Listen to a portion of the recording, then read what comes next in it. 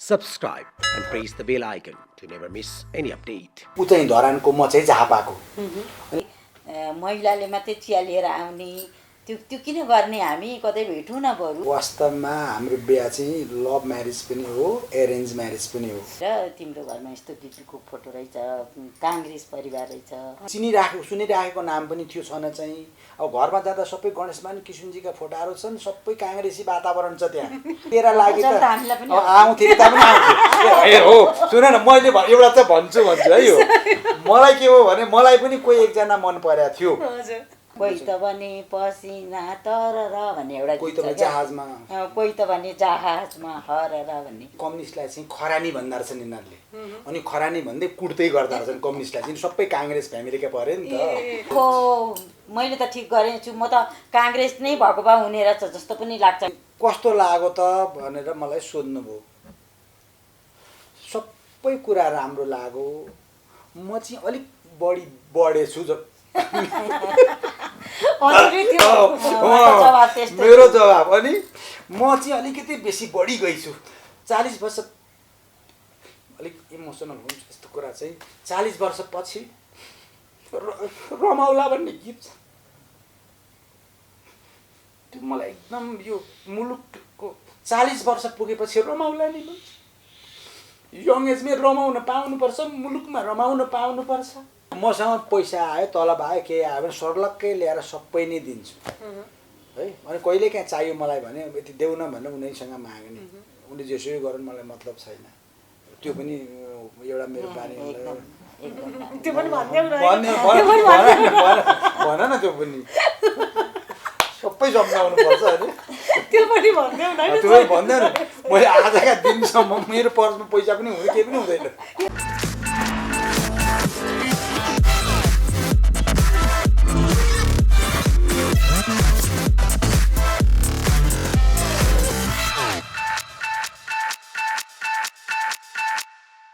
स्वागत छ क्यान्डा नेपालमा धन्यवाद आरामै हुनुहुन्छ आराम घरसम्म आइयो दुःख दियो है कोभिडको बेला के को दुःख नि घरमा काण्डा त झन् खुसी लाग्छ सरसँग धेरै पहिलादेखि नै भनौँ न परिचय थियो सरको बारेमा धेरै कुराहरू जान्न पनि पाइयो होइन तर सरलाई बनाउने मान्छे चाहिँ को भन्ने पनि हुन्छ नि त सधैँभरि एउटा श्रीमान भनौँ एउटा लोग्ने मान्छे चाहिँ बाहिर एकदम परिचित हुन्छ क्या मान्छेहरूमा तर बिहाइन्ड द सिन भनौँ न या पिठ पछाडि काम गरेर साथ दिने श्रीमतीहरू चाहिँ खासै मिडियामा आएको या कुरा गरेको देखिँदैन त्यही भएर अनि सरलाई रिक्वेस्ट गरेर आज तपाईँको निवाससम्म आइपुग्यो हजुर धेरै धेरै धन्यवाद बहिनीलाई यहाँसम्म आएर हामीलाई यत्रो दिने मौका दिनुभयो भन्ने केही त्यसको लागि त हामी धेरै आभारी छौँ सुरुवात गरौँ तपाईँहरूको वैवाहिक जीवनबाट नै लभ म्यारेज कि अरेन्ज म्यारेज अरेन्ज म्यारेज हो माघी विवाह भयो त्यो हजुर माघी विवाह भयो म धरान हो मेरो माइती जन्मेको धरान उहाँ झापाको मान्छे तर काठमाडौँ प्रायः काठमाडौँ नै बसाइ थियो उहाँको पढाइ यतै भएको हुनाले अनि अब म धरानको मान्छे मलाई त केही नै थाहा थिएन यता कुरा भएको अर्कैले कुरा चलाइदिएर हाम्रो त भन्दाखेरि इङ्गेजमेन्ट हुँदाखेरि पनि बेग्ला बेग्लै थियो इङ्गेजमेन्ट भएन इङ्गेजमेन्ट भयो अरे भन्ने मैले कानमा सुनेको म भन्दियो हजुर वास्तवमा हाम्रो बिहा चाहिँ लभ म्यारेज पनि हो एरेन्ज म्यारेज पनि हो किनभने देख्ने बित्तिकै लभ परेको हजुर अनि त्यसको केही महिनापछि त्यो विवाहमा परिणत भयो एरेन्ज म्यारेज त्यस अर्थमा भएको के थियो भने म एमबिबिएस पढ्दै थिएँ अनि दसैँमा बुवा आमाको टिका लाउन घरमा गएको थिएँ मधेसमा अनि बुवा आमाले टिका पनि लगाइदिनु भयो अनि उनको ठुलो आमा चाहिँ हाम्रो गाउँले उहाँ उतै धरानको म चाहिँ झापाको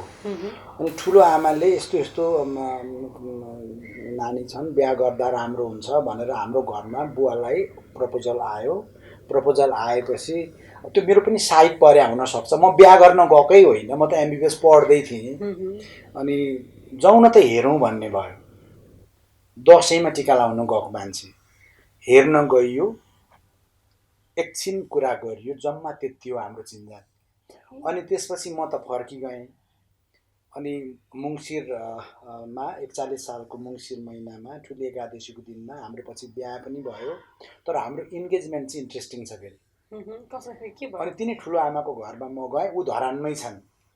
अनि त्यहाँ बिहेको भयो भन्नुभयो, भयो भन्यो। अनि उहाँले एउटा टिका लगाइदिनु भयो। अनि इन्गेजमेन्ट त्यसरी भएको। उसले मलाई देखेकी पनि छैन। ठुली आमालाई चाहिँ टिका लगाइदिनु भयो? ठुली आमाले मलाई टिका लगा, म ठुली आमाको उनको ठुली आमाको घरमा गएँ, नजिकै भएको हुनाले ल है ल टिका लगाइदिएँ, अब इन्गेजमेन्ट भयो, सक्यो कुरो भन्नुभयो।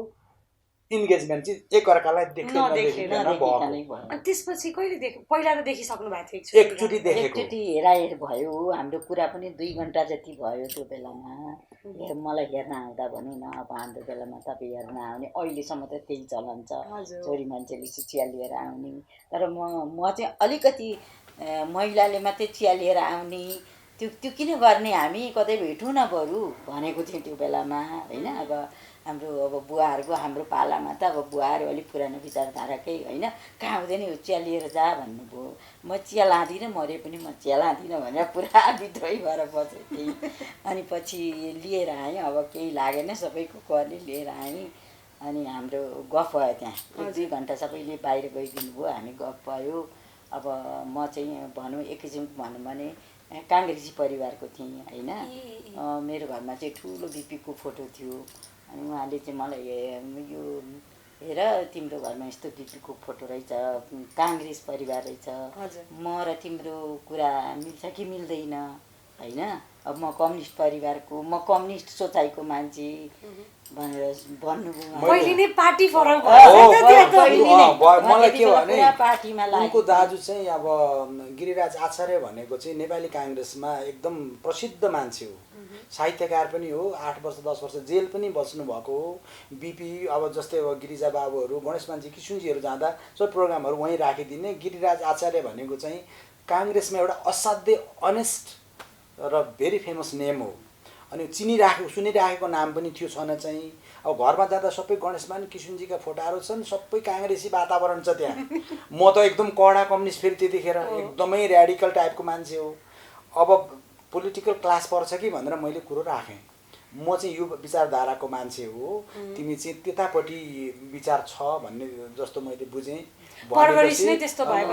पर्यो। अनि तर हाम्रो त्यो कुराले छेकेन हामीलाई, पोलिटिकल ब्यारियरले छेकेन र हामीले बिहा गऱ्यौँ। उहाँले त्यो भन्दाखेरि तपाईँले चाहिँ के भन्नुभयो नि? त्यो होइन, मैले भने म त्यस्तो पोलिटिक्समा इन्ट्रेस्ट राख्दिनँ होइन। अब दाजुहरू बुवाहरू पार्टीमा लाग्नु भएको हो, तर म चाहिँ त्यस्तो इन्ट्रेस्ट राख्दिनँ। म चाहिँ एउटा कोरा कागज जस्तै हो है भनेको थिएँ त्यो बेलामा।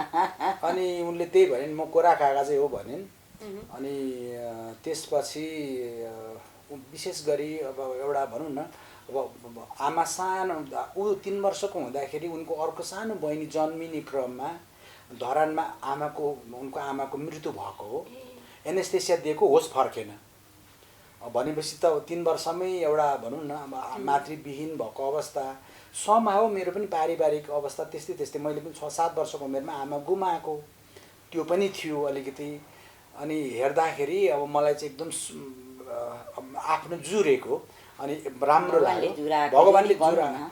अब हाम्रो एकजिम भन्ने हो भने त हाइटहरू त मिल्दैन। फेरि कुरा के छ भनौँ न मनिका जी, मलाई चाहिँ अलिक टल, अलिक स्लिम, अलिक स्मार्ट टाइपको केटी मेरो चोइस।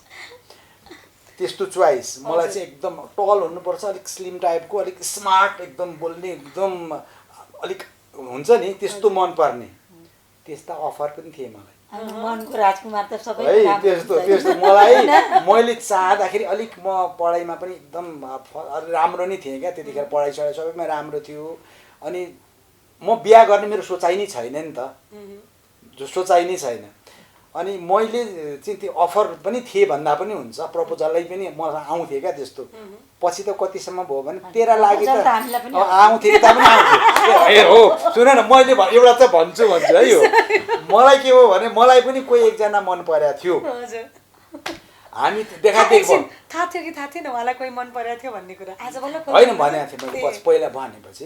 अनि कस्तो भयो सेयर गरियो। अनि त्यस्तो भयो। अनि मलाई पनि मन पर्ने, उसलाई पनि मन पर्यो। 30को व्रतसम्म लिइसकेर चाहिँ बेल चढाएर त्यो कहिले भनेको भने बिहा गरेको धेरै वर्षपछि यतिसम्म मन पराएको थियो। तँलाई त तेरो लागि त 30को व्रतै लिएको हो मैले, त मानेको पो थियो त भन्ने कुरा पनि आए। मैले सेयरै गरेँ हो।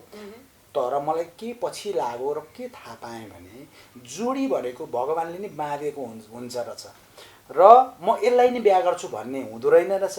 जन्मिँदै आफ्नो जीवन साथी पनि ल्याइदो रहेछ र आई एम भेरी लकी। त्यस अर्थमा मैले जसलाई पाएँ ऊ मेरो चाहिँ श्रीमती मात्रै होइन, मेरो आमा पनि हुन्, मेरो सखी पनि हुन्, मेरो बहिनी पनि हुन्, दिदी पनि हुन्, सबै कुरा।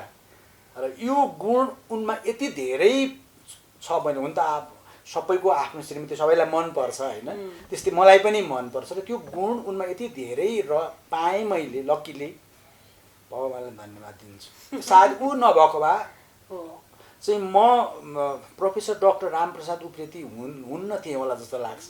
कतै बेगारी भएर, कतै अल्मलिएर, कुनै केहीमा फसेर, कतै केही भएर त्यस्तो हुन्थेँ जस्तो लाग्छ। भएपछि मायाले भनौँ कुनै पनि पार्टी सिद्धान्तले फरक पर्दैन मान्छेलाई, परेन माया संस्कार भन्ने कुरा जहाँ त्यसले चाहिँ जित्दो रहेछ।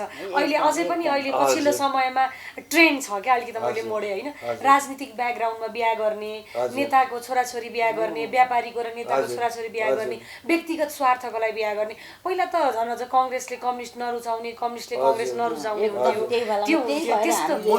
मोनिकाजी त्यतिखेर त अझ कस्तोसम्म थियो भने पूर्विया र कुमाई भन्ने पनि थियो। त्यतिसम्म उहाँहरूकोमा त कुमाईलाई दिनु हुँदैन भन्ने चलन मैले बिहा गर्दासम्म पनि, सायद म नै होला हाम्रोतिरबाट पूर्वियाको छोरी बिहा गर्ने, अनि कुमाईलाई दिनु हुँदैन भन्ने उहाँहरू, हामी पनि पूर्वियाको छोरी चाहिँ ल्याउनु हुँदैन, कोखमा दाँत हुन्छन् भन्थे। त्यस्तो कुरा सुनाउँथे हामीलाई। अनि मैले चाहिँ अब जेसुकै होस् भनेर गरेँ, तर ती कुरा केही होइन रहेछ। अनि म्यामको चाहिँ अन्त कतै अफेयर त्यस्तो केही थियो थिएन के थियो त्यस्तो थिएन? नर्मली कति वर्षको उमेरमा बिहा भयो तपाईँ? मेरो 22 वर्ष। 22 वर्षको। सर कति वर्ष हुनुहुन्छ? 27 भनेपछि खासै त्यति धेरै एज ग्याप होइन। कति वर्ष भयो अहिले वैवाहिक जीवनको भनौँ तपाईँ? 2041 सालमा 37 वर्ष भयो। जीवन राम्रै तरिकाले बितिरहेको छ, खुसी हुनुहुन्छ? कम्युनिस्ट अनि अब भनौँ न कङ्ग्रेस र कम्युनिस्टको एउटा जुन त्यो उसबाट आए पनि एउटा खुसी हुनुहुन्छ? कहिले पार्टीको लागि झगडा पर्यो कि परेन? अब के भयो भने सुन, मैले त भनेकै थिएँ म कोरा कागज भनेर। यस्तो थियो कि मलाई चाहिँ पहिलेदेखि कलेज पढ्न जाँदाखेरि, म धरान कलेज पढेको होइन, त्यो बेलामा पढ्न जाँदाखेरि चाहिँ एकजना दिदीले हाम्रो कम्युनिस्टलाई भोट देऊ न, हाम्रो अखिललाई भोट देऊ ल बहिनी भन्नुहुन्थ्यो कि। अनि मैले हुन्छ नि भन्थेँ, अनि यता हारै दिन्छु भन्थेँ। काङ्ग्रेस नेभी सङ्घलाई दिने बानी परेको, अनि म त्यसो भन्थेँ। अनि कहिलेकाहीँ कम्युनिस्टको प्रोग्रामहरू हुन्थ्यो क्या, कम्युनिस्टको प्रोग्राममा एकछिन क्लासमा बसिदिनु होला, हाम्रो यहाँ आज गीत सङ्गीत चल्छ भन्थे। उहाँ शम्भु राई हुनुहुन्छ, उहाँले चाहिँ एउटा गीत गाउनुभयो, कोही त भने पसिना तरर भन्ने एउटा गीत छ, कोही त भने जहाजमा हरर भन्ने हो। यो गीत मलाई साह्रै छोयो क्या मनमा। अनि कम्युनिस्टको सिद्धान्त त वास्तवमा कति राम्रो रहेछ है, सिद्धान्त पनि राम्रो, उनीहरूको समाजवादी भन्ने कुरा एकदमै राम्रो लाग्यो मलाई त। भन्ने चाहिँ कता कता मलाई लोभ पनि लाग्थ्यो कि, अब आफ्नो परिवार काङ्ग्रेस भए पनि कता कता मन चाहिँ गएको थियो। अनि पछि बिहा भएर आएपछि अब बिहा भएर आउने बित्तिकैदेखि अब घरमा मिटिङहरू चलिरहने, मान्छे यत्तिकै हुने, अघि तपाईँले भने जस्तै मान्छेहरू यत्तिकै हुने, घरमा चिया बनाएर ल्याउनु पर्ने भने त्यति बेलादेखि माइतीमा पनि त्यस्तै पार्टीको मिटिङहरू भइरहेको देखेको, घरमा आउँदा पनि त्यस्तै कम्युनिस्टको मिटिङ भइरहेको देख्ने। अनि पछि मलाई पनि कता कता मन छोयो क्या, यता कम्युनिस्टको राम्रो लाग्दै गयो। अनि मेरो बहिनीले के भन्यो भने, हेर तँलाई त त्यो एउटा किरा हुन्छ अरे कि, भुँ गरेर आफू जस्तै बनाउँछ अरे कि, तँलाई भिनाजुले त त्यस्तै पो बनाउनु भयो त भुँ गरेर। कम्युनिस्ट अनि के भयो भने नि, अनि यिनको साथी त्यतिखेर भाँडाकुटी खेल्दाखेरि चाहिँ कम्युनिस्टलाई चाहिँ खरानी भन्दा रहेछन् यिनीहरूले। अनि खरानी भन्दै कुट्दै गर्दा रहेछन् कम्युनिस्टलाई चाहिँ। सबै काङ्ग्रेस फ्यामिलीकै पऱ्यो नि त, कम्युनिस्ट भनेको नरुचाउने। अनि यिनले मसँग बिहा गर्दा यसले कता कता अब कम्युनिस्टलाई बिहा गरी, एक किसिमले खरानीलाई बिहा गरी भने जस्तो भयो नि त। अनि पछि हुँदै गयो। अनि त्यतिखेर हाम्रो त्यो बालुवाटारमा भएको घर जुन छ, त्यो घर चाहिँ तात्कालीन मालेको सम्पर्क कार्यालय भने पनि हुन्छ, फ्रिक्वेन्टली मिटिङ भइरहे। पार्टीका मालेका सङ्गठनहरू त्यहाँ भइराखे अनि 41 सालमा झनै त्यो पार्टी ओपन भइसकेको पनि थिएन। त्यतिखेर पुरै पार्टीका सबै नेताहरू पनि आउने, कोही अन्डरग्राउन्ड बस्ने, किताब ल्याउने त्यस्तो हुन्थ्यो। म त एमबिबिएस पढ्दै पनि थिएँ। गोप्य रूपबाट बिरामीको उपचार पनि घरमै ल्याएर पनि गरिदिने त्यस्तो खालको थियो। र ती मिटिङहरू उनले महिला सेलको मेम्बर पनि हो त्यतिखेर नेकपा मालेको। ल सोच्नु त, यता कङ्ग्रेसको नेभी सङ्घलाई सघाउँदै आएको, भोट हाल्दै आएको मान्छे यता आएर आफ्नो श्रीमानको कारणले अहिले आएर फेरि चेन्ज गर्नु पर्यो। त्यो चेन्ज अनि एक किसिमको भन्दा पनि मलाई श्रीमानको कारणले भन्दा पनि म आफै पनि कम्युनिस्टको प्रति राम्रो समानताको कुरा छ नि त। राम्रो राम्रो कुराहरू छन्, ती अनुसार अहिले चलेको भए, नेताहरू चलेको भए देश कहाँ पुग्थ्यो नि। नेताहरू नराम्रो त्यति बेलाको अवस्था र अहिले नेताहरूको हालत देख्दाखेरि अचम्म लाग्छ। ओहो मैले त ठिक गरेँ छु, म त काङ्ग्रेस नै भएको भए हुने रहेछ जस्तो पनि लाग्छ कहिलेकाहीँ। तर काङ्ग्रेसै भनेर अब काङ्ग्रेसले पनि कहाँ राम्रो गरेको छ र होइन। यो नेताहरू नै ले देश खतम पारे। कुनै पनि पार्टी भन्ने कुरा भएन। भगवान एउटा हुनुहुन्छ, त्यति नै हो अब मान्ने हामीले। अनि यत्रो भनौँ न, अब धेरै सङ्घर्षहरू भनौँ न, त्यति बेलाको अवस्था हेर्दै जाँदाखेरि धेरै सङ्घर्षहरू गर्नुपर्ने, सरले भनेको जस्तै कतिपय त गोप्य तरिकाले उपचार गर्नुपर्ने अवस्था हुन्थ्यो। सबै कुरा भनेको जस्तो नहुन पनि सक्थ्यो होला होइन। कतिको डर लाग्दो रहेछ, कतिको डराउनु भयो पछि यो कुराहरू हेर्दै जाँदाखेरि? होइन, एकदम डर लाग्यो। सुरुमा आउँदाखेरि एकदम गोप्य मिटिङहरू होइन, पुलिस आउँछ कि भनेर डराउने, रातभरि ढोका लगाएर रातभरि मिटिङ गर्नु हरेक कोठामा। अनि साह्रै डर लाग्थ्यो नि सुरुमा, नयाँ आएको हुन्छ होइन। अब आउने बित्तिकैदेखि त्यस्तो देखिन्छ अनि कस्तो डर लाग्थ्यो। अनि अरूले भन्दाखेरि पनि अब आइमे मान्छेले यस्तो कपाल काट्नु हुँदैन अरे, प्यान्ट लाउनु हुँदैन अरे, मेकअप गरेर हिँड्नु हुँदैन अरे, त्यस्तो कुरा सुन्दा चाहिँ त्यहाँ कम्युनिस्टको यो कुरा पनि यो के हो ठिक होइन जस्तो लाग्थ्यो। त्यस्तो स्ट्रिक्टसँग चलेका कम्युनिस्टहरू अहिले आएर के हो यो कम्युनिस्ट हुन् कि यिनीहरू के हुन् थाहा छैन। अहिले त उहाँलाई वितृष्णा जाग्नु ठिकै हो नि। अहिले हेर्दाखेरि हामीलाई त त्यस्तो लाग्छ, हामीले त्यति दुःख गरेर ल्याएको पार्टी। यति खटेँ। अब म त लिडरसिपमै पनि बसेँ, स्टुडेन्टको पनि लिडर, पार्टीको पनि मेम्बरसिप भएको र साह्रै सिरियसली खटियो क्या। भित्तामा लेख्नेदेखि लिएर विद्यार्थीलाई बनाउनेदेखि लिएर सङ्गठन गर्नेदेखि लिएर लेबी बुझाउनेदेखि लिएर हरेक नारा जुलुस र सङ्घर्षहरूमा पनि हिँड्यो। म मात्रै हिँडिनँ, ऊ पनि हिँडिन्, सँगसँगै कुनै छोडेकै छैन हामीले। र त्यसपछि सानो बच्चा त्यहाँ रुँदैछ, खाना पकाएर भ्याएकी छैनन्, मिटिङ एटेन्ड, एउटा महिला सेलकोमा बसेर उसले मिटिङ एटेन्ड गर्नुपर्ने, त्यो मिटिङ पनि चल्दै जानुपर्ने, अरूलाई पनि बनाउँदै जानुपर्ने, हुँदै हुँदै हुँदै गएर सबै जस्तो जीवन त्यसै गरी पनि बिताइयो। अनि जोबाट जे अपेक्षा गरिएको थियो, हामीले के अपेक्षा गरेका थियौँ भने सत्ता कुनै दिन तर हामीले त्यतिखेर चाहिँ सत्ता प्राप्ति हुन्छ भनेर गरेको होइन। हाम्रो अर्को जेनेरेसनमा जान्छ, हामीले गरिदिनुपर्छ भनेर सङ्गठन बनाएको, भविष्यको जेनेरेसनको लागि सत्ता आइहाल्ला भन्ने लागेको पनि थिएन।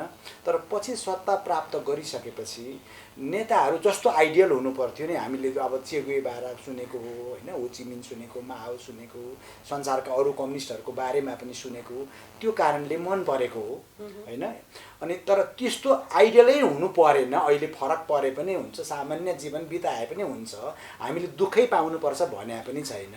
राम्रोसँग खानुहोस्, राम्रोसँग छोराछोरी पढाउनुहोस्, तपाईँहरूले पनि त्याग गर्नुभयो, तपाईँहरूले पनि धेरै योगदान पुर्याउनु भयो, त्यसको लागि धन्यवाद छ, हामी दिन चाहन्छौँ। तर अरब चाहिँ नराखिदिनु न, त्यो चाहिँ नगर्नु क्या, सुहाउँदैन।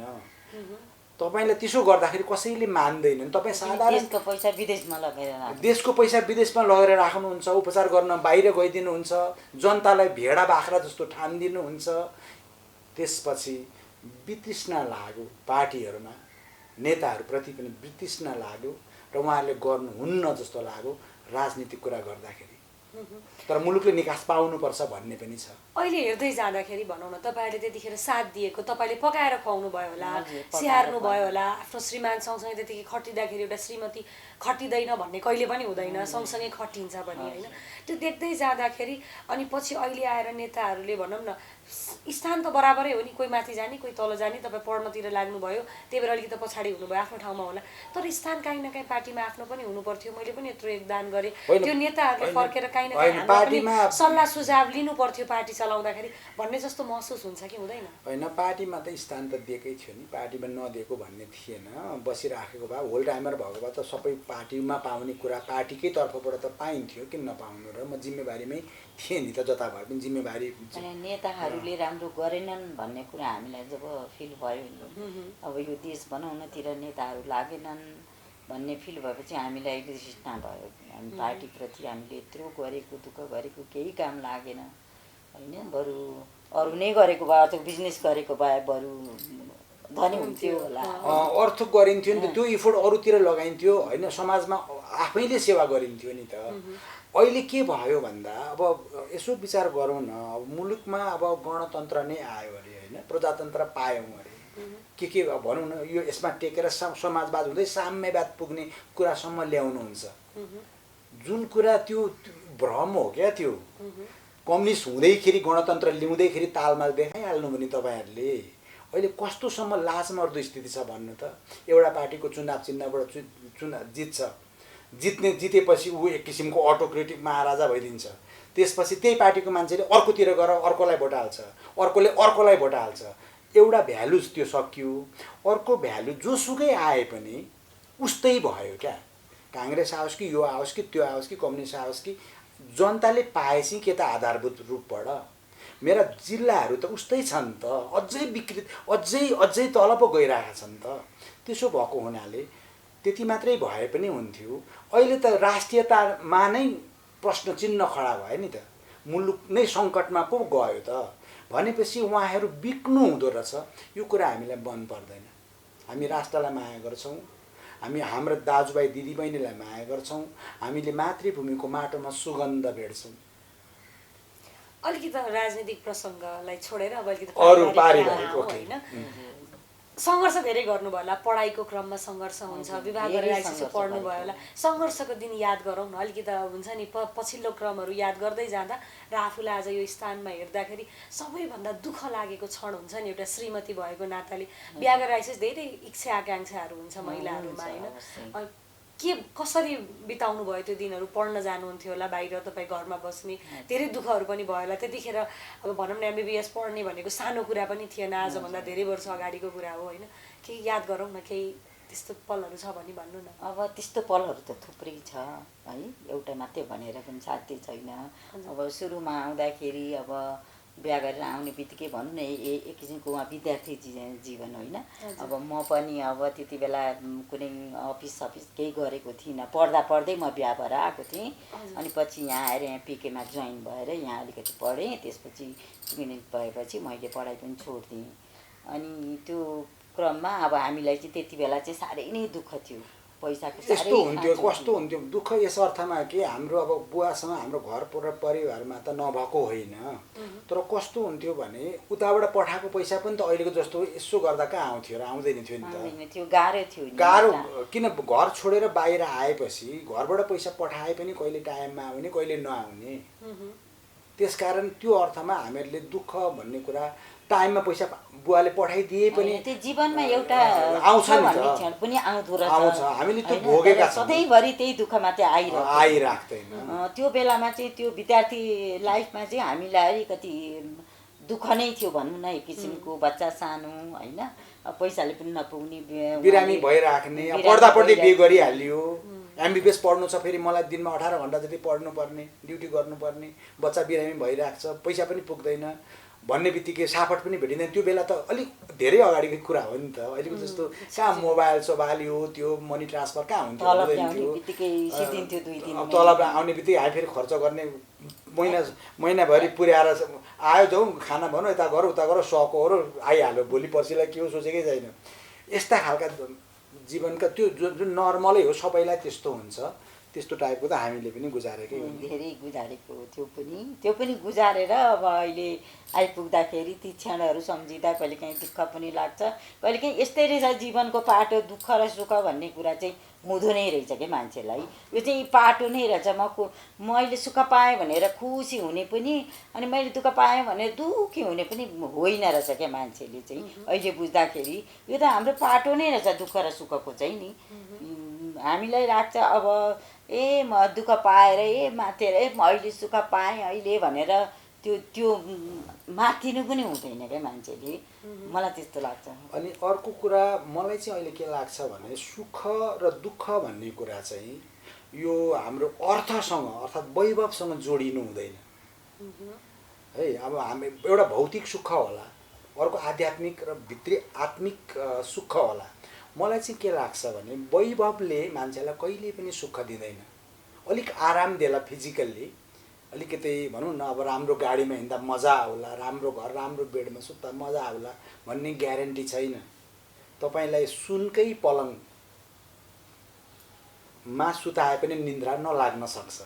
त्यसकारण सुख र दुःख भन्ने कुरा चाहिँ अर्को पाटोबाट हेरिनुपर्छ। धेरै धनी छ त्यसकारण ऊ सुखी छ भन्ने हामीले त्यो गल्ती चाहिँ गर्नु हुँदैन। धेरै धनी हुने मान्छे चाहिँ मेरो विचारमा दुखी छन्। तिनीहरूलाई सम्पत्तिको यति धेरै, मेरै स्टुडेन्टहरूकै मेडिकल कलेजहरू पनि छन्, कलेजका अनरहरू छन् उनीहरू। कहिलेकाहीँ उनीहरूले भन्छन् सर कस्तो ह्याप्पी, सरलाई देख्दा त लोभै लाग्छ भन्छन्। मसँग मेडिकल कलेज पनि छैनन्, मैले ब्याङ्क ब्यालेन्स राखेको पनि छैन, अलिअलि पैसा भयो भने बाँडिहाल्छु, समाजमा दिइहाल्छु, छात्रवृत्ति गर्छु, के गर्छु सकिदिइहाल्छु। मलाई त्यो किनभने त्यो मनी भनेको चलाउनुपर्छ, जम्मा गरेर राख्ने होइन भन्ने मान्यता छ। उनीहरू मलाई के भन्छन् भने उनीहरू त अहिले त अरबपति छन्। उनीहरू मेरो स्टुडेन्टहरू नै हुन्, अरबपति छन्, मेडिकल कलेज आफ्नै छन्, राम्रा मेडिकल कलेजहरू चलाएर बसेका छन्। तर मलाई सिरियसली भन्छन् सर कस्तो ह्याप्पी, सर जस्तो ह्याप्पी हुनुपर्ने रहेछ, सर हामीलाई त ह्याप्पिनेसै भएन, यता पुग्दैन कि उता पुग्दैन कि, यसको कम्प्लेन त्यसको कम्प्लेन, यो गर्नु कि त्यो गर्नु, जीवनै भएन। बिना सित्तीमा मेडिकल कलेजपट्टि लागिएछ। सामान्य एउटा आफ्नो नागरिकको जीवन बिताएको भए कस्तो मजा आउने रहेछ भन्छन्। किनभने म घुमेको पनि देख्छन्, हाँसेको पनि देख्छन्, बोलेको पनि देख्छन्, मलाई टेन्सन पनि छैन, धेरै कमाउँ भन्ने पनि छैन, जाला भन्ने पनि छैन। त्यसकारण त्यो अर्थमा सुखी छु जस्तो लाग्छ मलाई। धेरै वैभव नहोला, धेरै जोडिरहनु जरुरी रहेन रहेछ। तर एक हिसाबमा भन्ने हो भने भगवानकै कृपाले होला मेरा पाइला पृथ्वीमा जति ठाउँमा पुगे यिनका पाइला पनि त्यहाँ पुगेका छन्। चाहे सहर घुम्न, देश घुम्ने कुरा होस्, चाहे तीर्थव्रत गर्ने कुरा होस्। यस्तो भनौँ न सोच्नु भएको थियो तपाईँले बिहा गरेको मान्छे, कम्युनिस्ट ब्याकग्राउन्डको मान्छे यस्तो हुनुहुन्छ होला, यति बुझ्नुहुन्छ होला, यो तरिकाले हिँड्नुहुन्छ होला भनेर कहिले सोच्नु भएको थियो तपाईँले? त्यस्तो चाहिँ सोचिएको थिएन। अब भोग्दै जाँदाखेरि होइन, जीवन जिउँदै जाँदाखेरि सबै कुरा भोगियो। अब अहिले भनौँ न एक किसिमको लाग्छ मलाई हाम्रो जीवन चाहिँ सक्सेसै भएको हो। हाम्रो लाइफ चाहिँ जहिले पनि ह्याप्पी नै भएर बिताइयो। जस्तै दुःख परे पनि सुख आए पनि हामी उस्तै छौँ, एउटै छौँ सधैँभरि। सधैँभरि त्यो चाहिँ गजबै लाग्छ, भगवानको कृपा नै हो भन्छु म चाहिँ। केही यस्तो क्षणहरू याद छ सरलाई जति बेला चाहिँ एउटा भनौँ न आजभोलिको श्रीमतीहरूमा त हुन्जेल श्रीमती हुने, भएपछि श्रीमती हुने, दिएपछि राम्रो हुने, श्रीमानलाई टर्चर देखिन्छ नि त समाजमा यो कुराहरू पनि होइन। धेरै किसिममा म्यामले सहयोग गर्नुभयो होला, धेरैचोटि सपोर्ट पनि गर्नुभयो होला, तर कुनै क्षण यस्तो हुन्छ नि मैले यस्तो श्रीमती पाएँ, मलाई यस्तो हुँदाखेरि साथ दियो भन्ने पलहरू त्यस्तो केही याद छ कि भन्न मन छ? त्यो त कति छन् त्यो म त किताबै लेख्छु, किताबै लेख्दै पनि छु, अटोबायोग्राफी जस्तो पछि छाप्ने हिसाबले। जीवनमा त्यस्ता धेरै पलहरू छन् जुन कुरा म सम्झिन चाहन्छु। मसँग कहिलेकाहीँ पटक्कै केही नहुँदाखेरि पनि हुँदैन नि त कहिलेकाहीँ, विद्यार्थीहरू त्यस्तै त नर्मलै हो नि त्यो, कहिल्यै पनि यो भएन भनेर कम्प्लेन गरिनन् क्या यिनले। त्यो चाहिँ गरिन्छ नि त, यसो रिसाइन्छ नि त कहिलेकाहीँ, त्यो बुझिदिने क्या। त्यो कहिले केही नभन्नु, कहिले यो भएन भनेर कम्प्लेनै छैन। अनि पछि हुँदा हुँदा लकिली म त वर्ल्डको राम्रो राम्रो ठाउँमा पनि पुगेँ नि त, त्यहाँ पनि उस्तै नै पाएँ क्या मैले। एउटा त्यो कुरा मलाई धेरै मन पर्यो। अर्को कुरो कहिल्यै पनि उनको मुखबाट अहिलेसम्म कसैलाई एक शब्द गाली निक्लिँदैन। है। जहिले सधैँ एकनास गाली भन्ने शब्दै छैन, नराम्रो भन्ने वर्डै निक्लिँदैन। अनि त्यो लागेर मलाई पनि कता कता सरेछ क्या त्यो। त्यही भएर तपाईँ पनि एकनाथ जस्तै अब अनि उनले म त कस्तो, म त नास्तिक मान्छे हो नि त, पुरै नास्तिक। तर हुँदा हुँदा कस्तो हुँदै गयो भने म त पुरै स्पिरिचुअल भयो। अब म त सबै समान देख्न थालेँ क्या। मेरो के त्यो सङ्गतले नै होला, म पनि ध्यान गर्छु होइन। अब म त अहिले त पुरै आध्यात्मिक मान्छे हो, त्यसमा अध्यात्ममा साह्रै नै मजा आउँदो रहेछ भन्ने कुरा छ। र कम्प्लेन नगर्ने एउटा कुरा। अर्को कुरा, संस्कार भन्ने कुरा आफ्नो छोराछोरीलाई, छोरा बुहारीलाई सिकाउने कुरा, नातिलाई सिकाउने कुरा एकदम पर्फेक्ट छ। सबैलाई आफ्नो छोराछोरी मनपर्छ राम्रो भएको, त्यस्तै मेरो छोरा पनि एकदम ज्ञानी छ, पढे लेखेको पनि छ, मेरो बुहारी पनि त्यस्तै छन्, नाति पनि त्यस्तै छ। अस्ति नातिले आएर आउने बित्तिकै टक्क हाम्रो खुट्टामा ढोक्छ, त्यो पनि राम्रो लाग्छ। सानो बच्चा भए पनि ओम नमः शिवाय भन्दै भगवान्लाई जल चढाउँछ, भगवान्को देख्यो भने प्रणाम गर्छ, मन्दिरमा गयो भने ढोक्छ, इभन टिभीमा भगवान्लाई देख्यो भने यसो ढोक्छ, बाहिर जाने बेलामा पनि ढोक्छ, आउने बेलामा पनि ढोक्छ। अनि घरमा कोही आयो भने खुसी हुन्छ। यस्तो टाइपको छ। र उनलाई उनको विशेष मलाई मनपर्ने भनेको चाहिँ जहिले पनि दिउँ सहयोग गरौँ भन्ने। कसैको दुःख उनले खप्नै सक्दैनन्, बरु आफ्नो दुःख खप्छिन्। कोही मान्छे कसैको पनि, इभन प्राणीको पनि, कुकुरले पनि खायो कि खाएन भन्ने चिन्ता हुन्छ उनलाई, त्यो चराचुरुङ्गीले खायो कि खाएन भन्ने चिन्ता हुने, यो मान्छेसँग छैन कि क्या हो भन्ने, कोही कसैको भने दिइहालौँ न भन्ने, दिने नै घरै त्यो त्यस्तो खालको छ क्या रहेछ। त्यो कसैको दुःख देख्यो भने दुईजनै रुन्छ। त्यस्तो दुःख चाहिँ हामीले कसैलाई अन्याय पर्यो कि बातीले खान पाएन कि भन्ने कुरा, जाडो भयो कि त्यसलाई भन्ने कुराले साह्रै पोल्छ। अनि जाडो महिनामा विशेष गरी तराईमा शीतलहरीले मान्छे मरेको न्युजले मलाई रुवाउँछ। पहाडतिर पनि मान्छे भनौँ न अब साधारणभन्दा साधारण जीवन जल नपाएर मरेका दाजुभाइका खबरले मलाई रुवाउँछ। त म त मेडिकल डक्टर, एउटा हजारौँ डक्टरहरू पढाइसकेको मान्छे हो, मान्छे बचाउने विधा पढेको मान्छे हो। सामान्यभन्दा सामान्य एन्टिबायोटिक नपाएर मरेका मान्छेको कुराले मलाई रुवाउँछ। र त्यस्तो नहोस् भन्ने चाहेको हो। त्यसकारण थुप्रै पैसा खर्च गरेर हाम्रा नेताज्यूहरूले बाहिर गएर उपचार गर्ने जुन चलेको छ परम्परा, शक्तिमा हुँदा, पावरमा हुँदा राज्यले बिहोर्नु पर्ने, त्यो पैसाले त हजारौँ मान्छेलाई म बचाउन सक्थेँ यतातिर। उहाँहरूले नसकेर होइन, उहाँहरूले वैभव थुपारी पनि गर्ने कुराहरूले पोल्छ कहिलेकाहीँ।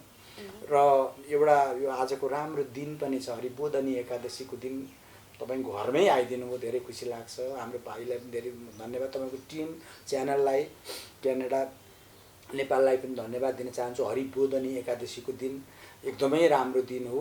यसको 4 महिनापछि ठुली एकादशी आउँछ, तपाईहरुको म्यारेज मेरो एनिभर्सरीको दिन हो। त्यो सबै डिजाइन भएर आएको छ। अनि सबै कुराहरू अब मैले जीवनमा अब के माग्छौ त भन्दाखेरि अलमोस्ट यो देऊ भनेर माग्ने कुरा छैन मसँग, भगवान्सँग। भगवान् दिनुभयो त तपाईँले मलाई, घर छानो दिएकै छ। अब सोचेको भन्दा राम्रो सबै गुणले युक्त श्रीमती दिनुभएकै छ, सबै कुराले सम्पन्न छोरा बुहारी नाति दिएकै छ, खानको पनि त्यति दुःख छैन होइन। अनि त्यसो भएको हुनाले अब एजुकेसन पनि दिनुभएको छ, एक किसिमले सोसाइटीले माया पनि गरेछ स्टुडेन्टहरूले। देशको चिन्ता अनि खाली अहिले सबै कुरा जहिले पनि बिचारा देशकै चिन्ताले बस्नुहुन्छ, कति सम्झाउनु पर्छ। यत्रो लामो समय सङ्घर्ष गर्नुभयो भनौँ होइन, पछि एउटा सरको अन्तर्वार्ता पनि एकदमै सामाजिक सञ्जालमा भाइरल नै भयो भनौँ। अहिलेको भाषामा भन्नुपर्दाखेरि प्रधानमन्त्रीज्यूलाई मसँग अन्तर्वार्ता लिँदा पनि भन्नुभएको थियो, भेट्न खोजेको थिए, सायद उहाँको रिलेटिभ पनि हो प्रधानमन्त्रीज्यू, टाढाको नाता पर्ने होइन। भेट्न खोज्दाखेरि भेट्न पाउनु भएन, धेरै कुराहरू गर्न खोजेको थिए, गर्न पाउनु भएन भन्नुभयो। पहिला सङ्गठन बनाउँदै हिँडेको मान्छे भनौँ न, एउटा पार्टीको सक्रिय भनौँ न अब कार्यकर्तै भएर लागेको भनेर भन्नुभयो। त्यो सुन्दा एउटा श्रीमती भइसकेपछि कस्तो महसुस हुँदो रहेछ? मलाई पनि कस्तो फिल भयो भनेदेखि तेरिका यस्तो उहाँको अवस्था देखेर यस्तो चिन्ता लाग्यो। म पनि सँगसँगै गएको छु, फेरि भेट्ने ठाउँमा पनि गएको छु, भेट्न देऊ भन्नलाई पनि गएको छु, उहाँ सँगसँगै हिँडेको छु म पनि। अनि देख्दाखेरि कस्तो चित्त दुख्छ नि, हामीले पहिले गरेको योगदानहरू अहिले आएर यस्तो गर्नु पर्यो। हामीले त्यत्रो पढे लेखेको मान्छे एउटा प्रधानमन्त्रीलाई भेट्छु भन्दाखेरि नपाउनु भनेको त दुःखको कुरो हो नि त। अब सोधिहाल्नुभयो हुन त, अब अहिले उहाँ प्रधानमन्त्री पनि रहनु भएन, मैले नभन्दा पनि हुन्थ्यो। तर कस्तो भयो भने उहाँसँगको चाहिँ साँच्चीकै मेरो मावली खलक हो। ओलीहरू मेरो मामा हुन्, मामाको मावली खलक दाजु नै पर्नुहुन्छ मेरो। हामी जन्मेको ठाउँ एउटै, तलमाथि घर 8 तेह्रथुममा, झापामा रामनाथ दालज्यूको घरमा उहाँ बस्नुभएको मेरो फुपूको छोरा। पल्लो घर पल्लो घर हो, स्कुल पढेको एउटै, हिँडेको एउटै, सँगै सबै कुरा सँगै हो। त्यसपछि म उहाँ जेलमा पर्दा पनि भेट्ने पहिलो मान्छे पनि हो। त्यसपछि म पार्टी निर्माणमा मेरो सबै जीवनका सबै वर्षहरू सिन्सियरली लगाएको मान्छे पनि हो। त्यति मात्रै होइन, मैले पढेको हुनाले म वर्ल्डको best one of the best युनिभर्सिटीमा पोस्ट ग्रेजुएट गरेर युनिभर्सिटी, राम्रो युनिभर्सिटीको प्रोफेसर पनि हो, सिनियर प्रोफेसर हो, क्याम्पससिप पनि हो, विभिन्न मेडिकल कलेजहरूको भिजिटिङ प्रोफेसर पनि हो। उसले भेट्न खोज्छ भने एउटा मुलुकको प्रधानमन्त्रीलाई 3 वर्षसम्म ट्राई गर्ने, यसलाई भन्दा दिन्छन् कि उसलाई भन्दा दिन्छन् कि उसलाई भन्दा दिन्छन् कि, निहोरा गर्दा गर्दा एउटालाई भन् म भेटाइदिन्छु भन्छ, अर्कालाई भन्नु दिन्छ, निजी सचिवलाई भन्यो, अर्को सचिवलाई भन्यो, अर्को सचिव 3 वर्षसम्म ट्राई गर्दा पनि भेट्नै नसक्ने हुन्छ र। जबकि उहाँ यो घरमा आउनुभएको छ, चिया खानु भएको छ, मेरो बालोटारमा हुँदाको घरमा पनि आइराख्ने जाइराख्ने अन्तरङ्गी मान्छे हो। एउटा भेट्ने, एउटा प्रोफेसरले किन भेट्न खोज्यो, एउटा कुरा त्यो। अर्को कुरा भनिदिन्छु, म अहिले कर्णाली स्वास्थ्य विज्ञान प्रतिष्ठान जुम्ला, म जब महाराज मेडिकल क्याम्पसमा मेरा 45 वर्षहरू बिते, विद्यार्थीलाई पढाउँदै उपचारको हरेक गर्दै 45 वर्ष बितेका छन्। त्यो मान्छे रिटायर भइसकेपछि मलाई सबै कुरा पुगेकै छ एक किसिमले। मलाई धेरै लोभ पनि छैन, जबै चाहियो भने संसारको जुनसुकै युनिभर्सिटीले पनि मलाई दिन्छ, अहिले नै दिन्छ, म आउँ भन्दा बोलाइहाल्छन्। त्यस्तो छ। म दुर्गम जान चाहेँ। किन चाहेँ भनेदेखि म क्याम्पससिप हुँदाखेरि साँच्चीकै मनिकाजी, जब त्यताका मान्छेहरू दुर्गममा यस्तो यस्तो भएर मरे अरे, अज्ञात रूपले मरे अरे भन्दाखेरि, र त्यो मेरो आफ्नै पनि कथा छ, 15 रुपियाँको औषधि नपाएर मेरो बहिनी पनि मरेकी हुन्। चिहान हेर्दै पढेको मान्छे हो म पनि।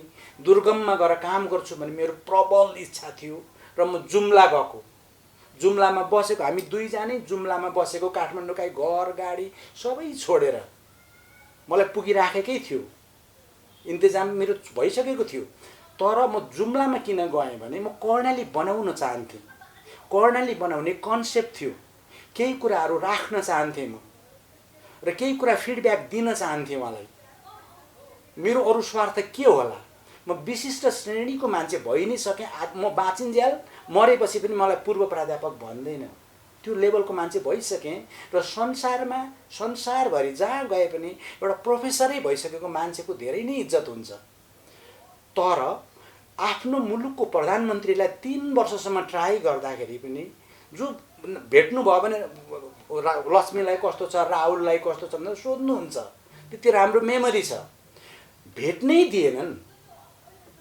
यस्तो पनि हुन्छ मुलुकमा भनेपछि उहाँ कस्तो नराम्रो घेरामा पर्नुभयो, कस्तो नराम्रो ठाउँमा पर्नुभयो। उहाँको त्यो जालोले हो कि त्यो सिस्टमले नदिएको हो कि, अथवा उहाँमा आडम्बर आयो।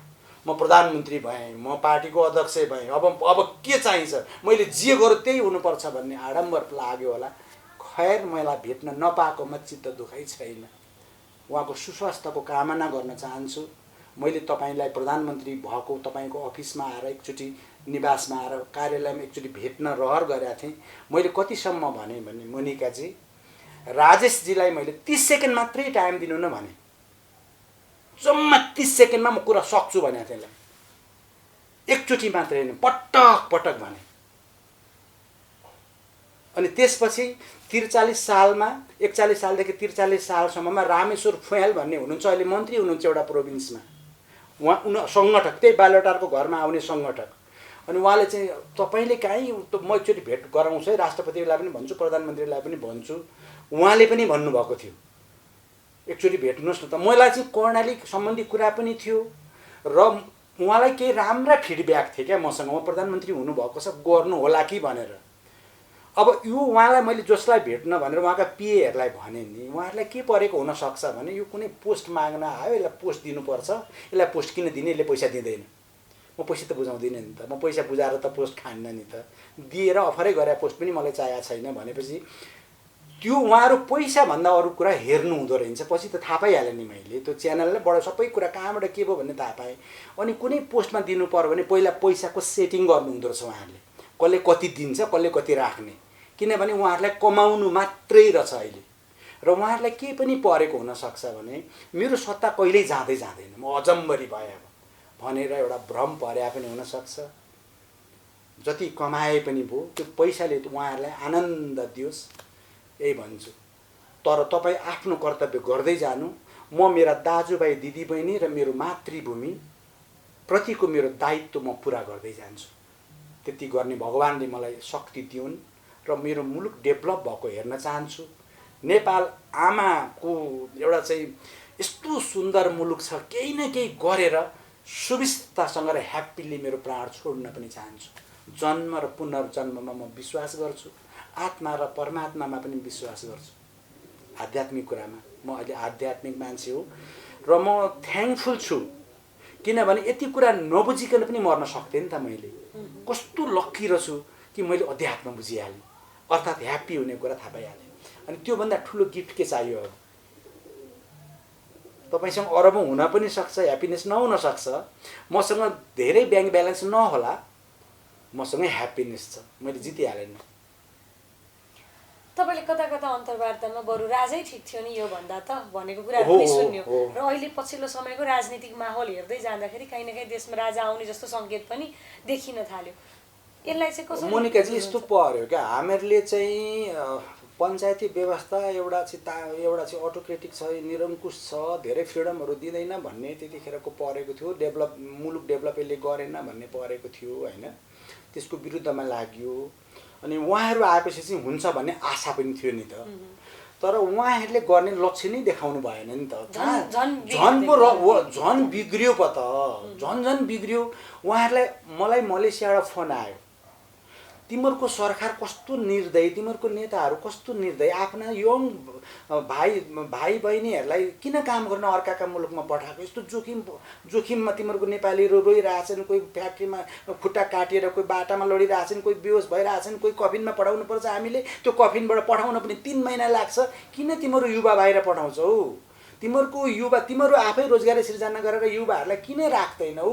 बरु आइडिया छैन भने बोलाउ न, हामी सिकाइदिन्छौँ। स्मल कटेज इन्डस्ट्रीदेखि ठुल्ठुला फ्याक्ट्री खोल्न हामी सिकाइदिन्छौँ भन्छन् बाहिरबाट। हाम्रा नेताजीहरू आज फलाना मुलुकमा यति युवा पठाउने श्रम सम्झौता गरियो भनेर गर्व गर्नुहुन्छ। 70-80 लाख मेरा प्यारा भाइ बहिनीहरूलाई बाहिर पठाएको छ। बाहिर के गतिमा, कस्तो गतिमा बस्नु भएको छ भन्ने कुरा मलाई थाहा छ। गल्फतिर पुगेका, अन्त इभन अफ्रिकासम्म पुगेका हाम्रा चेलीबेटीहरूलाई कति पीडा होला। उहाँहरूलाई पनि त घरमा बस्न मन लाग्दो हो, श्रीमती छोडेर गएका छन्, उनीहरूलाई पनि त श्रीमान श्रीमती बस्न मन लाग्दो हो। 40 वर्ष, अलिक इमोसनल हुन्छ यस्तो कुरा चाहिँ, 40 वर्षपछि रमाउला भन्ने गीत छ, त्यो मलाई एकदम यो मुलुकको 40 वर्ष पुगेपछि रमाउला नि भन्छ।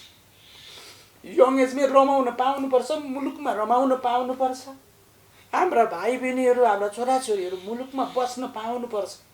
तपाईँको छोरा पनि बाहिरै हुनुहुन्छ नि त, यत्रो भनिराख्दाखेरि तपाईँले अघि नै देखाए, हामीले भिडियोमा देखाएको कुरा हेर्दाखेरि भोलि आम दर्शकले पनि भन्न सक्नुहुन्छ नि, तपाईँले यसरी पिर गर्नुभयो भने आफ्नो छोरालाई चाहिँ किन अमेरिका पठाउनु? यस्तो मेरो छोरा पढ्ने क्रममा, मेरो छोराले लन्डनबाट मास्टर्स डिग्री गरेको पढेर, अनि मलाई पनि 1992 जब दिएको थियो, म आएँ। अनि छोरो पढ्ने क्रममा गएको हो। बुढा नीलकण्ठ स्कुल पछि सिङ्गापुर गयो, त्यसपछि लन्डनमा गयो, पढ्यो। अनि त्यसपछि पढिसकेपछि चाहेको बस्न सक्थ्यो, उसलाई केही गाह्रै थिएन, त्यहाँ मजाले बस्न सक्थ्यो, जब होल्ड गरेरै बस्न सक्थ्यो। अनि बाबु तिमी के गर्छौ, मुलुकमा आउँछौ कि त्यहीँ बस्छौ भन्दाखेरि बाबा के चाहनुहुन्छ भन्यो। म त मेरो छोरा घरमै आएको चाहन्छु नि भने। हुन्छ बाबा म छोडिदिइहाल्छु नि, किन अर्काको मुलुकमा बस्छु त, मेरो बाबा त घर फर्किनु भयो भनेर सर्लक आयो।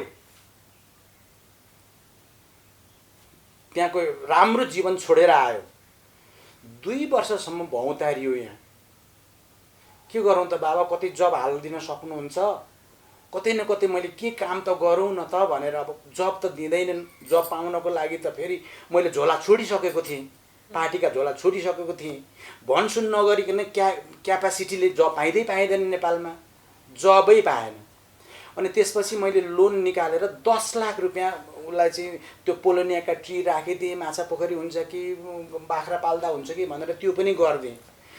त्यो कुरामा उसलाई एक्सपिरियन्स नै थिएन, उसलाई अरू कुरामा एक्सपिरियन्स थियो। 2 वर्षसम्म भयो भौँतारिएपछि अनि बाबु म यहीँ बसिराख्नु कि मैले अरू अपर्च्युनिटी खोज्नु त भन्यो। बाबु तिमी के गर्छौ, तिमीलाई के मन लाग्यो, मैले त तिमीलाई जबमा राख्न त सकिनँ नेपालमा चाहिँ भने मैले। उसलाई चाहिँ के लागेको थियो, मेरो बुवाले काहीँ न काहीँ एडजस्ट गर्न सक्नुहुन्छ कि भन्ने उसलाई परेको पनि हुनसक्छ। त्यही बिचमा बिहा पनि गरिसकेको थियो। अनि त्यतिखेर अनि मेरो बुहारीको पेटमा बच्चा बसिसकेको पनि रहेछ, थाहा पनि थिएन। अनि पछि हामी युएसए, त्यतिखेर भुइँचलो सिचलो पनि धेरै आएको थियो, युएसए एक्चुअली जानु पर्यो भन्ने क्रम चल्यो। अनि युएसए जाउँ कि त म ट्राई गरौँ त भन्यो उसले। अनि उसले मलाई लजिक के दियो भने, बुवा यस्तो छ, तपाईँ आठराईबाट झापा किन आउनुभयो भन्दा अलिक बेटर लाइफ हुन्छ कि भन्ने हिसाबले तपाईँ आठराई छोडेर झापा आउनुभयो। झापाबाट तपाईँ किन काठमाडौँ आउनुभयो भन्दा अलिक बेटर लाइफ हुन्छ, एजुकेसन हुन्छ, पढ्न पाइन्छ, जागिर पाइन्छ, सबै थोक गर्न सकिन्छ भनेर तपाईँ झापाबाट काठमाडौँ आउनुभयो। त्यस्तै गरेर अहिलेको जेनेरेसनहरूले पनि यहाँ अपर्च्युनिटी देखेनन् भने आफ्नो सेक्युरिटीको लागि कतै अपर्च्युनिटी पाइन्छ भने डेभलप भनिएका कन्ट्रीमा किन ट्राई नगर्ने त पनि भन्यो। र उसले ऊ पनि अलिकति ज्ञानी नै छ। बाबाले नि मलाई बाबा भन्छ, बाबाले नि त वसुधैव कुटुम्बकम, विश्व ब्रह्माण्ड हाम्रै हो भन्नुहुन्छ। म यहाँ बसे पनि, अमेरिकामा बसे पनि, बेलायतमा बसे पनि के फरक पर्ने भयो र? मुलुकको माया हो, छँदैछ।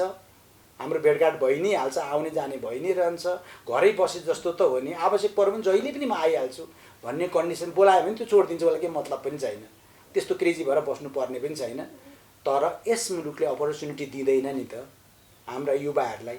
मेरो छोराको मात्रै कुरा होइन, अरू छोराछोरीहरूलाई पनि। हामी त के चाहन्थ्यौँ भने मेरो छोरा यहीँ होस्, मेरो बुहारी यहीँ होस्, मेरो सानो नाति छ, मायालु नाति छ, यहीँ खेलोस् र उनीहरूसँग हुँदा ढुक्क होस् भन्ने त्यो जीवन त पाउँदिनँ नि त मैले। यो त मैले मात्रै होइन, अरूले पनि पाएका छैनन्। त्यसो भएको हुनाले यो चेन्ज नै गर्नु पर्यो। युवाहरू बाहिर जाने होइन, मुलुकभित्रै रमाउने, र त्यो प्रशस्त सम्भावना छ र हामी सक्छौँ। र फिर्ता बोलाउन चाहन्छु सबै भाइ बहिनीहरू, सबै छोराछोरीहरूलाई मुलुकमा आउन पाउन्, रमाउन पाउन्, इन्जोय गर्न पाउन्। यस्ता राम्रो हाम्रो मुलुक छ होइन, उनीहरूलाई आनन्दसँग बस्न पाउन्, फ्यामिली नटुटोस् भन्ने चाहन्छु। त्यसकारण त्यस अर्थमा मात्रै गएको हो। मैले बोलाउँदा आउँछ पनि, उसलाई त्यस्तो बाहिरै बस्नुपर्छ भन्ने पनि छैन, न बुहारीलाई छ, न नातिलाई छ, कसैलाई पनि छैन। त्यो ठाउँमा पुगिसकेपछि मान्छेहरूले चाहिँ अब भनौँ न, पहिलाको सबै, तपाईँ त पढे लेखेको हुनुहुन्थ्यो, पढ्नुभयो त्यति बेला, र तपाईँको जीवन एकदम सहज भयो भनौँ न। तपाईँलाई दुःख भएन, जति दुःख भयो त्यो पढ्दाखेरिको पढाइको क्षणमा दुःख भयो, त्यसपछि त तपाईँ आफू पढिसक्नु भएको थियो, तपाईँलाई राम्रो भयो।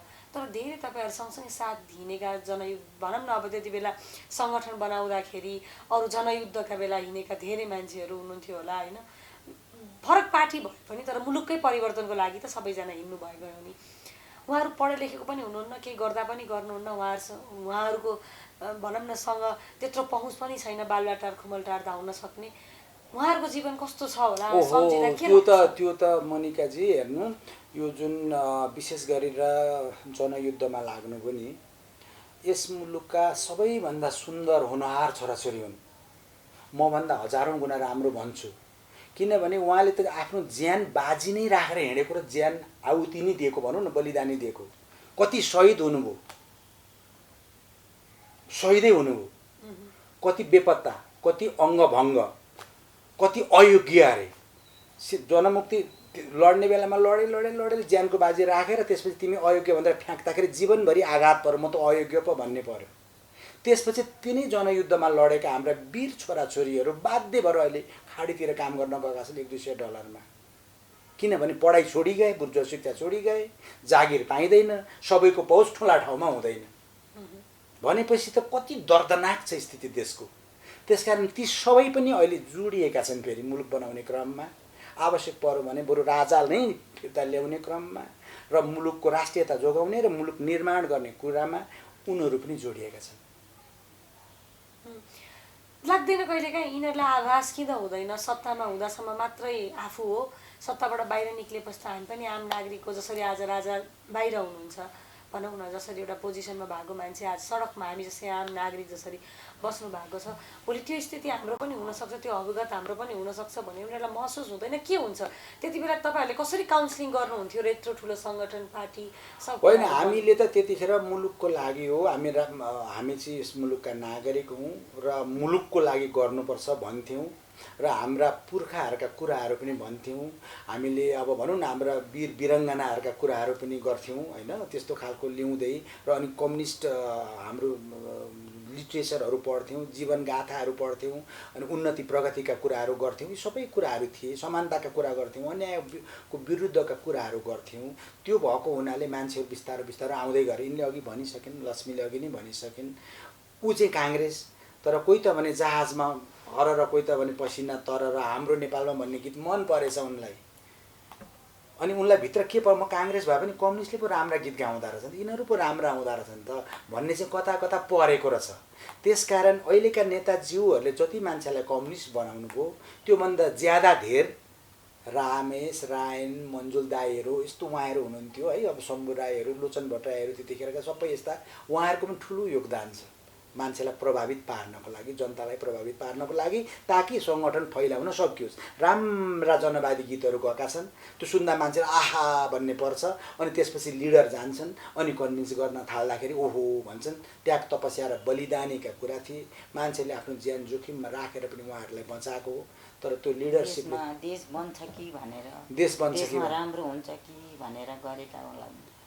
अब अर्काको छोराछोरीलाई चाहिँ त्यसरी युद्धमा पठाउने अनि आफ्नो छोराछोरीलाई चाहिँ मजाले पढाउने, विदेश पठाउने, त्यो नेताहरूको त्यस्तो त्यो सम्झिँदाखेरि पनि अर्काका छोराछोरी चाहिँ आफ्ना छोराछोरी जस्तो होइन। हामीलाई पनि कति मन दुख्छ नि त्यो यसो हेर्दाखेरि। अर्काका छोराछोरीलाई चाहिँ मलेसिया पठाएका छन्, काम गर्न जोखिममा, यस्तो दुःख छ, पनि मृत्युसँग लडेर गरिरहेका छन् उनीहरू। कति त मरेर कफनमा फिर्ता हुन्छन्। अनि मरिसक्यो 3 महिनासम्म नआउँदा त्यो परिवारमा के हुन्छ? मरेको थाहा पाइयो, आउँदैन, ल्याउँदैनन्। अर्काका छोराछोरीलाई चाहिँ त्यसो गराउने अनि आफ्ना छोराछोरीलाई चाहिँ पढाउने। र अमेरिकामा कतिजना नेताहरूका छोराछोरीहरू बाहिर छन्, अहिले वैभवमा छन्। अब अलिकति प्रसङ्ग फेरौँ है, यो धेरै भयो, देश नेता सबै कुरा यो गरिसक्यो, के रमाइलो कुरा भनिदिनु न सरको बारेमा। रमाइलो कुरा जुन चाहिँ आम नागरिकहरूलाई, आम उहरूलाई थाहा छैन भनौँ न, रमाइलो कुराहरू। सर अलि सिरियस पनि हो मान्छे, देशको लागि उहाँ चिन्तित पनि हो। अब भनौँ भन्दाखेरि सर एक किसिमको जोखड पनि हुनुहुन्छ। उहाँ एकदम हँसाउन सिपालु, जहिले घरमा हँसाइरहने, उहाँलाई हँसाउने पनि कला एकदमै राम्रो आउँछ। कहिलेकाहीँ सम्झिन्छु अरे हरिवंश मदन कृष्ण भन्दा पनि बढी हँसाउनुहुन्छ। हँसाउने कुरा चाहिँ आउँछ। म हाँसिरहेको जोली टाइपको मान्छे हो, रमाइलो गर्ने, एकदम हँसाउन पनि आउँछ। अनि रमाइलो गर्ने, नाच्ने, गाउने, रमाइलो गर्ने, घुम्ने, हरेक कुरामा पर्फेक्ट हुनुहुन्छ। मसँग मन ठ्याक्कै मिल्छ, हामी दुईजनाको मन मिल्ने, खानेकुरादेखि लिएर हामी सबै थोक हाम्रो प्राय मिल्छ कि कुरा चाहिँ। अब भनौँ न हाइट नमिले पनि कुरा चाहिँ एकदम मन चाहिँ एकदमै मिलेको भनौँ।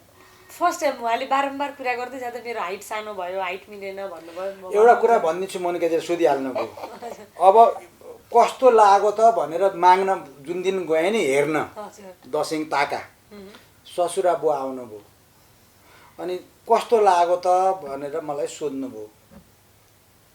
सबै कुरा राम्रो लाग्यो। म चाहिँ अलिक बढी बढेछु मेरो जवाब। अनि म चाहिँ अलिकति बेसी बढी गइछु, फुर्सुद पनि थियो, अरू काम पनि थिएन, बढौँ जस्तो लागेर बढी गइछु भने क्या मैले त्यतिखेर। अनि मेरो बुवाले कस्तो केटा कस्तो भलाद्मी, कस्तो राम्रो रहेछ यस्तो भन्यो केटाले त म त छक्क परेँ भनेर उहाँ एकदम प्रभावित हुनुभयो कि।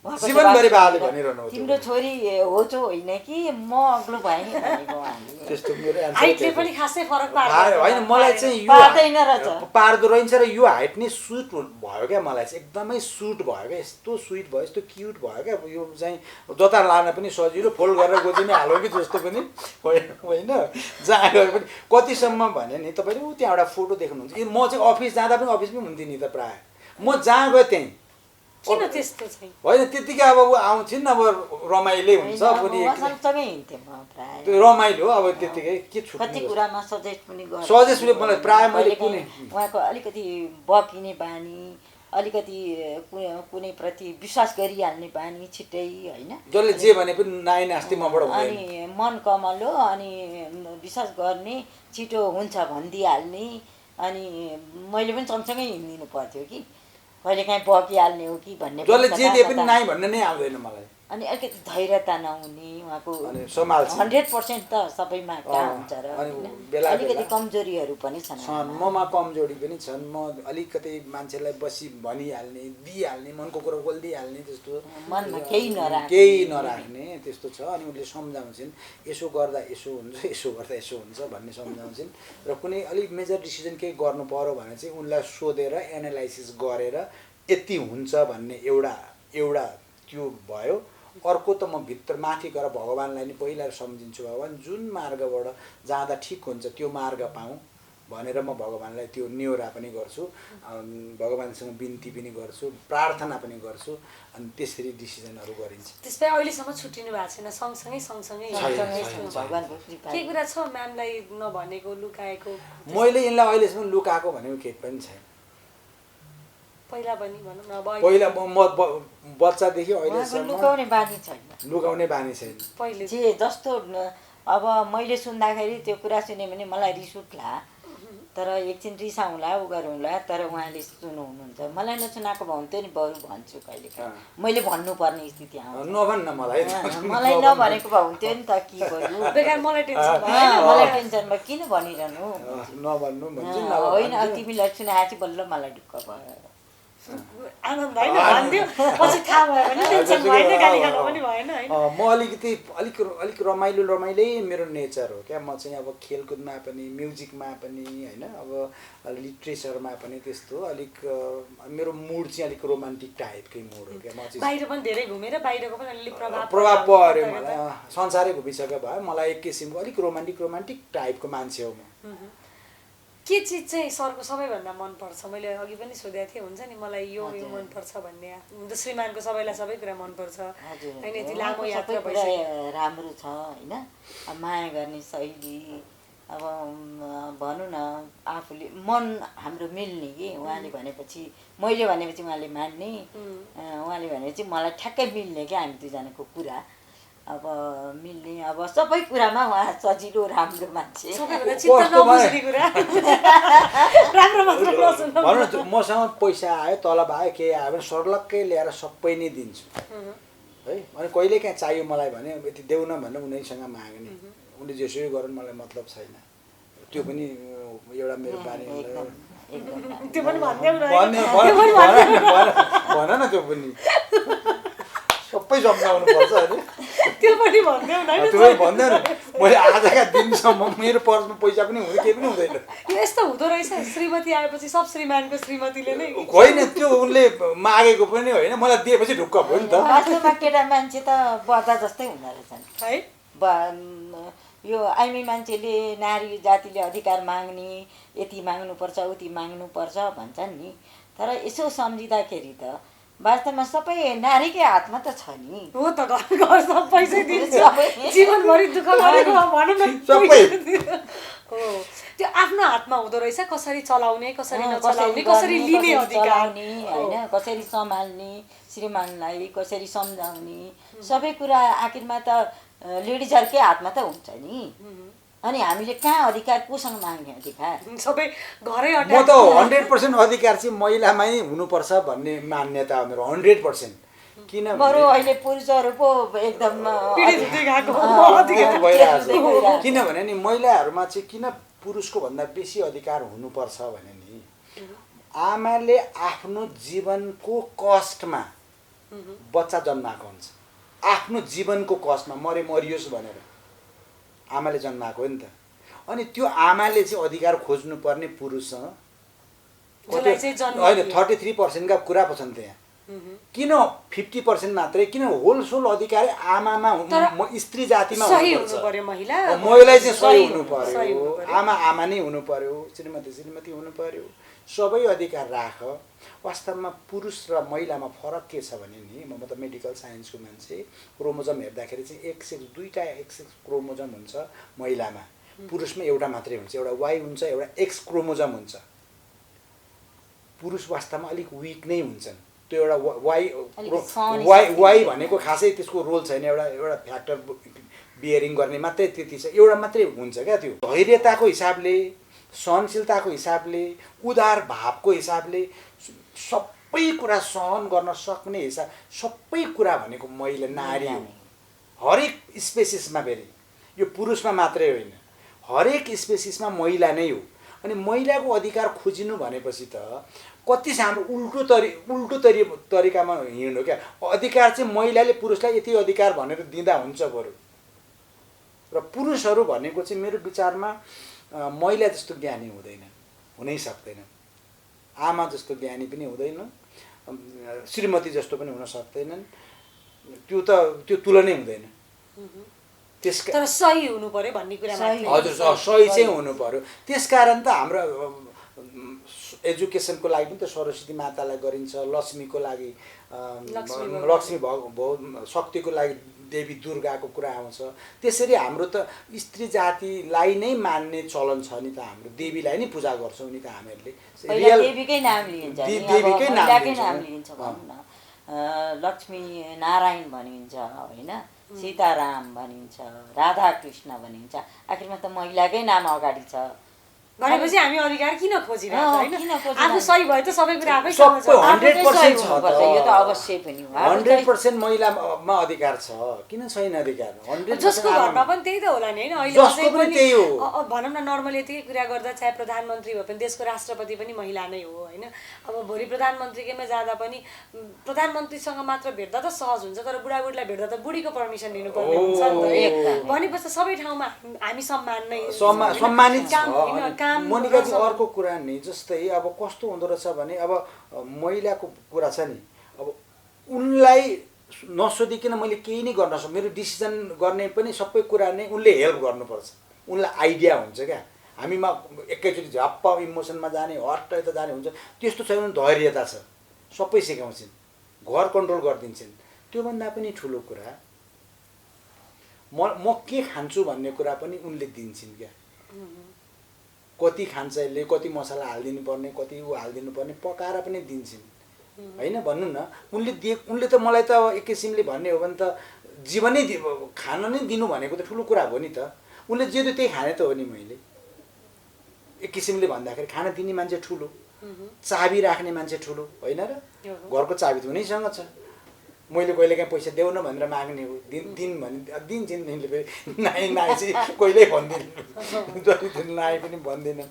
त्यस्तो टाइपको छ क्या महिलाहरू। त्यस कारण यति मात्रै होइन कि अरू पनि आरक्षण, अरू भनौँ आरक्षण भनिन्छ नि, त्यो चाहिँ लेबल लगाइयो क्या। त्यो दलितको भनेर, यसको भन्यो, त्यो आरक्षण भनेर चाहिँ झन् उनीहरूले चाहिँ स्ट्याम्प नै गरियो। त्यस्तो गर्नु हुँदैन समाजमा। फ्याट्टै ल्याएर बराबर पारिहाल्नुपर्छ। उनीहरूलाई अपर्च्युनिटी दिएर हुन्छ कि जे गरेर हुन्छ कि, तर आरक्षण भनेपछि त हेपी हो, आरक्षण विरोधी मान्छे हो। धेरै लामो कुरा पनि भयो होइन? धेरै कुराहरू जान्ने मौका पनि पाइयो, हामी कुराकानी गर्दै जान्छौँ। के भन्न मन छ श्रीमानलाई? भन्नुपर्ने त केही छैन, बाँकी सबै थोक भनिसक्यो होइन? अब के भन्नु, धेरै चित्त दुखाउनुहुन्छ बेला बेलामा राजनीतिक अवस्था हेर्दै जाँदाखेरि। आफूले भन्नुहुन्छ बारम्बार, मैले भनौँ न पार्टीको झोला बोकेँ, कार्यकर्ता भए, तर त्यो हिसाबको देश बनिएन, त्यति बेलाको समय खेर गयो भन्नु। कहिलेकाहीँ चित्त त दुख्छ, किनभने त्यति बेलादेखि एक किसिमको क्रान्ति नै गरिँदै आयो। अहिले आएर पनि क्रान्तिमै छौँ क्या हामी। अहिले पनि एक किसिमको विरोधै गर्नुपर्ने अवस्था नै छ अहिले पनि, किनभने देश बनाइदिएनन् नि त नेताहरू यस्तो भ्रष्ट निस्केको हुनाले नै हामीले दुःख पाएको हो। नेताहरू राम्रो निस्किएको भए त देश त हाम्रो सुन्दर छ नि, यस्तो सुन्दर नेपाल। अब हामी विदेश गएर बस्नुपर्ने, विदेश जानुपर्ने अवस्थै थिएन नि। छोराछोरी हामीलाई पनि त घरमा बस्छौँ भन्ने लाग्छ होइन। हामीलाई पनि परिवारसँग बस्न पाऊँ भन्ने कति हाम्रो त सपना पो भइसक्यो अब त। के भन्न मन छ श्रीमानलाई? मलाई चाहिँ के भन्न मन छ, श्रीमानलाई अब मेरो पालो आउँदैछ, पालो आउँछ। ल, म सधैँ साथमा छु, अगाडि बढ्नुहोस् देश बनाउनलाई, म सधैँ साथमा छु। पहिला पनि दिएकै हो, अहिले पनि दिन्छु। Okay, thank you very much. अहिले यसै गर्छौँ अब तपाईँको पालो के? मेरो पालो हेर्नु, हामी श्रावण महिनामा छौँ होइन। अनि बिहे गरेको पहिलो वर्षको श्रावणमा चाहिँ श्रीमान श्रीमती छुट्नुपर्छ भन्ने हाम्रो एउटा परम्परा थियो त्यतिखेर, सायद अहिले पनि हो। अनि अब ऊ चाहिँ धरान गइन्, पुरुषोत्तम महिना परेको थियो। पुरुषोत्तम महिनामा चाहिँ धरान गइन् 1 महिनाको लागि। 1 महिनै बार्नु? 1 महिनाको लागि गइन्। म यहाँ पढ्दैछु, आज गइन् हो, भोलिपल्ट टुप्लुकै पुगेँ म। भोलिपल्ट धरानै पुग्नुभयो? धरानै पुगिगएँ म। अनि एउटा त्यो के म त्यस्तो खालको त्यो एट्याचमेन्ट त्यसरी भएछ, अर्थात् मुनि लगाएको रहेछ। मलाई त कतिसम्म पनि हुन्छ भने कहिलेकाहीँ डर पनि लाग्छ। अब कहिलेकाहीँ राति सुतिराखेको बेला यसो टोइलेट सोइलेट जाँदाखेरि यसो हात छाम्दाखेरि रहेनछन् भने आत्तिहाल्छु म। अब कहाँ के भयो, कता भयो, त्यसरी आत्तिन्छ। बानी पनि पर्यो क्या त्यो। जता गए पनि ऊ भएपछि अब सबै सँगै त छौँ भन्ने हुने। अनि कहिलेकाहीँ चाहिँ अब म त्यसकारण जहाँ गए पनि इभन म एउटा इन्ट्रेस्टिङ कुरा भनिदिन्छु। म स्कलरसिपमा 1989मा स्कटल्यान्डमा गएको, ब्रिटिस काउन्सिलको स्कलरसिप पाएर म स्कटल्यान्डमा पढ्न गएको थिएँ। यी मेरो छोरा राहुल र यी चाहिँ घरमै थिए। गएको 15 दिनपछि ब्रिटिस काउन्सिलमा म गएँ कि म श्रीमती ल्याउनु पर्यो, होइन भने यो डिग्री यहीँ राख्नु, म घर जान्छु भने। डिग्री यतै राखिराख्नु, म सक्दिनँ भने। अनि के गर्नु पर्यो त भने उनीहरू त अलिक जान्ने बुझ्ने अलिक उनीहरू धेरै नै माथि छन् क्या, उनीहरूको लेभलै एकदमै राम्रो। के पर्यो त भन्दा I am missing my wife, I am missing my son भने मैले। अनि उनीहरूले ट्याक्राकै बोलाउ न त भनेर भिसाको प्रोसेस मिलाइदिए। कस्तो जानेको हो, फ्यामिली मिस हुन्छ, तिमी बोलाऊ, तिमीलाई गाह्रो भयो, हामी बुझ्छौँ भनेर। त्यस्तो ब्रिटिसहरूमा यस्तो सिस्टम छ नि। अनि घर टक्क उनीहरू पुगे। अनि पुग्दाखेरि अनि त्यहाँबाट यिनीहरू त्यति छिटो श्रीमती छोरा पुर्याउने नेपाली सायद म नै पहिलो हो। डिग्री राख्नु, मलाई म पढ्दिनँ, भयो म जान्छु घर भन्ने नै स्थिति भयो। अनि जहाँ गए पनि लक्कीले उनको फेरि एउटा घुम्ने कल्चर, एउटा उनको चाहिँ कस्तो छ भने घुम्न भनेपछि चाहिँ 103 डिग्री ज्वरो आएर सुतेकी छन् भने पनि यसो घुम्न जाउँ भन्दा जुरुक्क उठ्छन्, लुगा लगाइहाल्छ घुम्न भनेपछि। अब घुम्न त्यस्तो रहर, फेरि त्यो घुम्दाखेरि उल्टी हुने यस्तो बिरामी हुने गल्ने थाक्ने त्यो भन्ने छँदै छैन। आफै नै युएसए ट्राभल गर्छन्, कहिले युके ट्राभल, कहिले अस्ट्रेलिया, कता कता संसारभरि नै अब भनौँ न एक्लै पनि हिँड्न सक्छन्। फेरि कहिले हराउँछन् पनि प्लेनमै, कता जाने, कता अस्ति युएसए त्यस्तै भएछ, एकातिर जानु पर्ने अर्कातिर पुगिराखेकी रहेछन्, यस्ता पनि भएका छन्। अनि जीवन राम्रो छ। मैले चाहिँ भन्नुपर्दा यो जुनी मात्रै होइन, जुनी पाउने हो भने अर्को जुनी पनि यिनीलाई बिहा गर्नु मन छ।